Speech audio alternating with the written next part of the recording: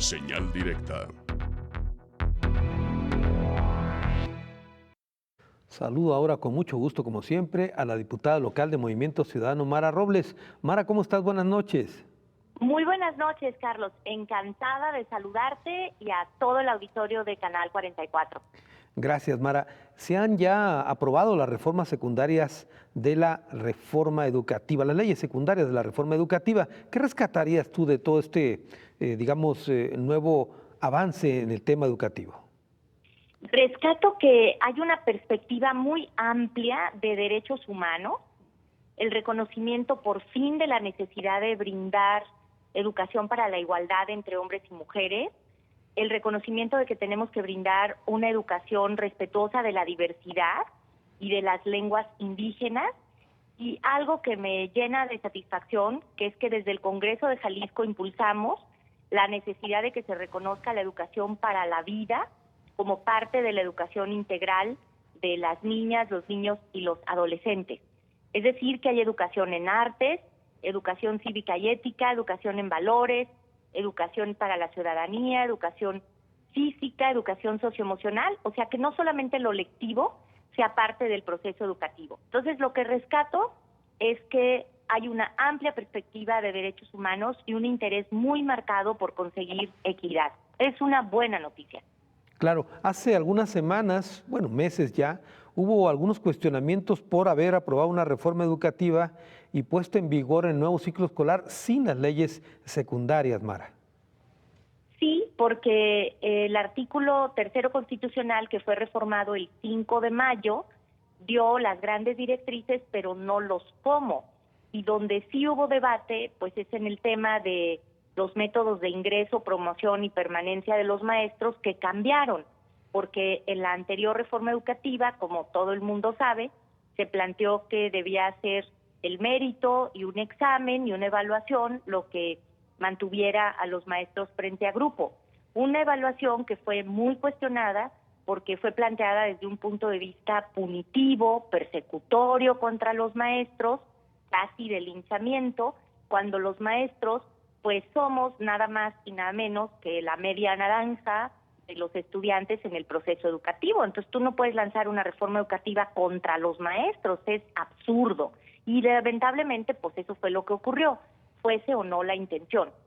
Y en segundo lugar, porque desapareció el Instituto Nacional de Evaluación para la Educación, que no solamente examinaba maestros, sino que hacía estudios, investigaciones y realizaba nada menos que la prueba Planea para saber cómo estaba la situación de los niños. Como estas dos instituciones desaparecieron, pues estaba la duda de cómo iba ahora a resolverse. Se creó ahora la figura de una comisión tripartita, digamos a la manera de antes, donde está la autoridad, donde están los estados y donde está el sindicato.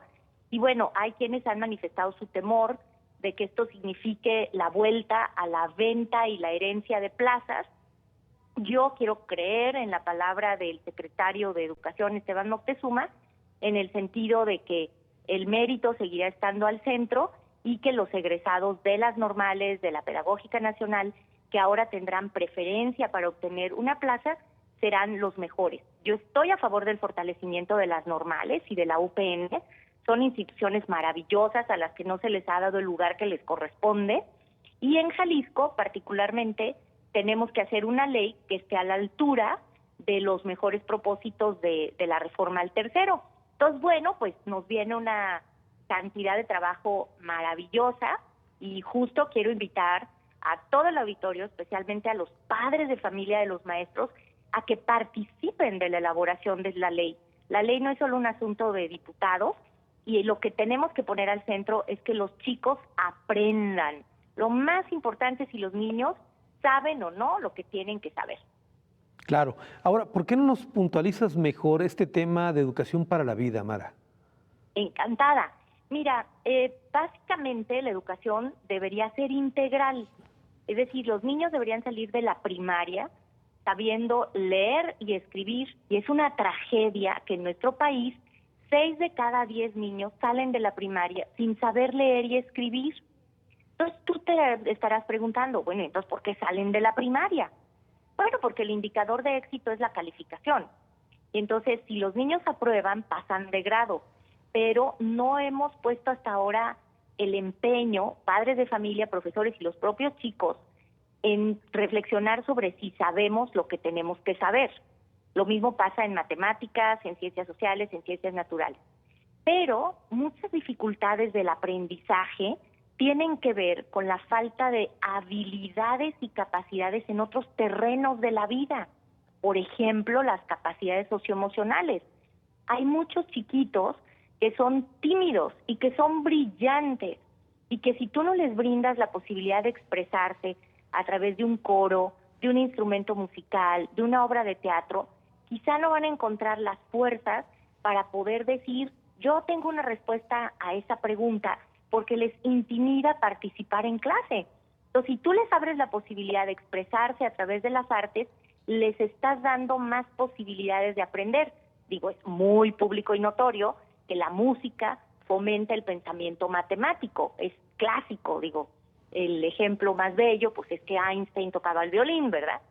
Por otro lado, tenemos lamentablemente el nada honroso primer lugar mundial de obesidad y sobrepeso infantil, y hemos estigmatizado a esos niños como niños enfermos que tienen más dificultades de aprender, cuando lo que tenemos que hacer es brindarles la oportunidad de que en la escuela tengan activación física de calidad, que aprendan a moverse y que puedan encontrar el gusto por el movimiento y que tengan además educación en nutrición que les permita, pues no saber la típica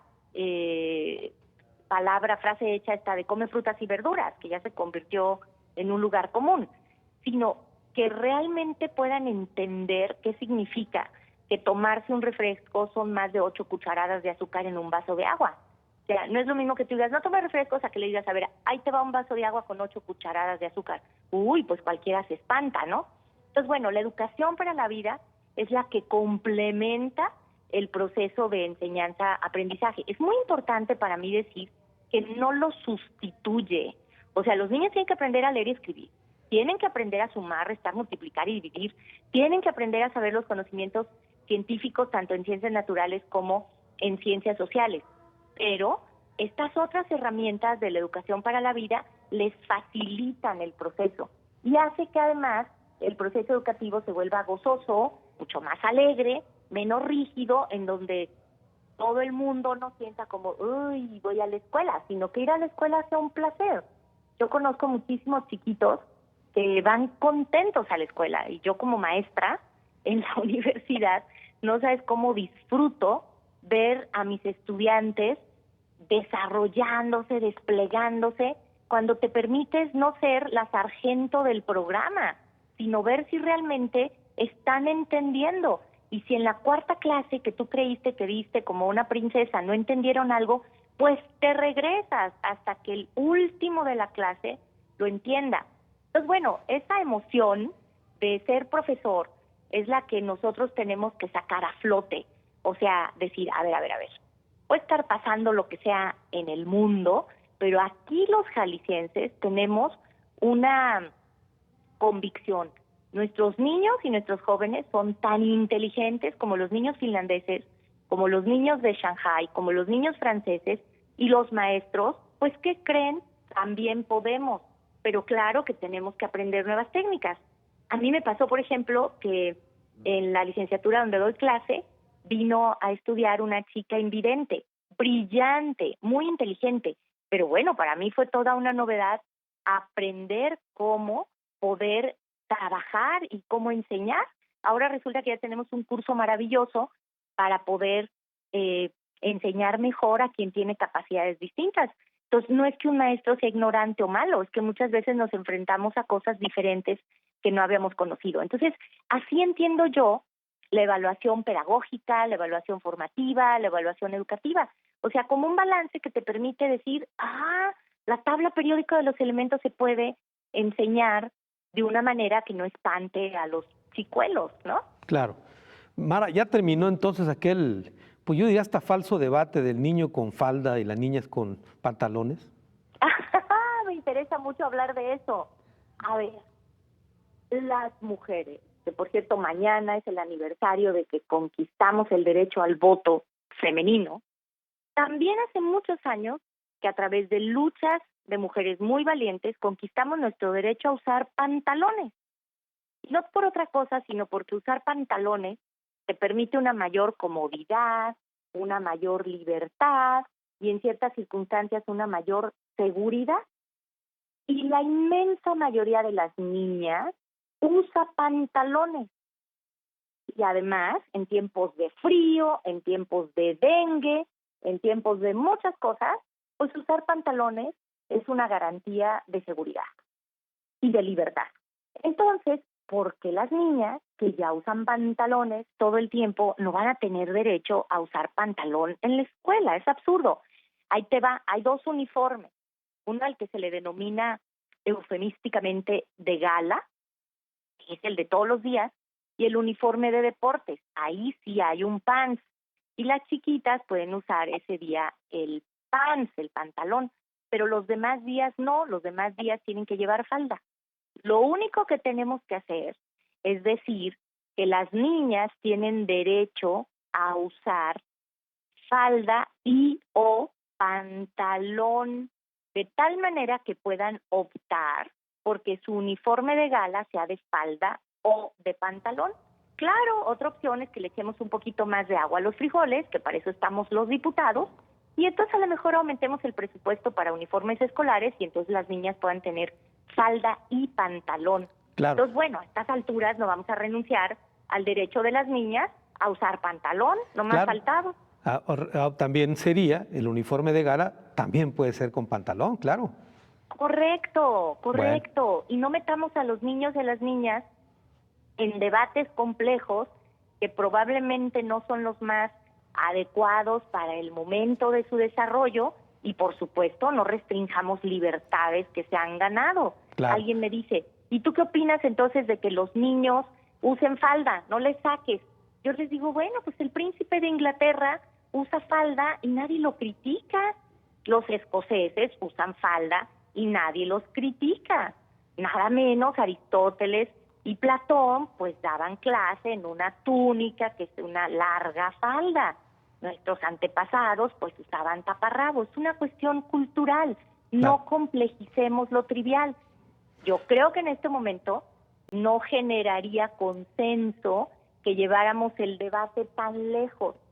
Yo creo que ahorita hay que quedarnos en que las chicas puedan usar pantalón y que no renunciemos a un derecho y que estoy segura de que si se vota, bueno, las niñas van a estar encantadas.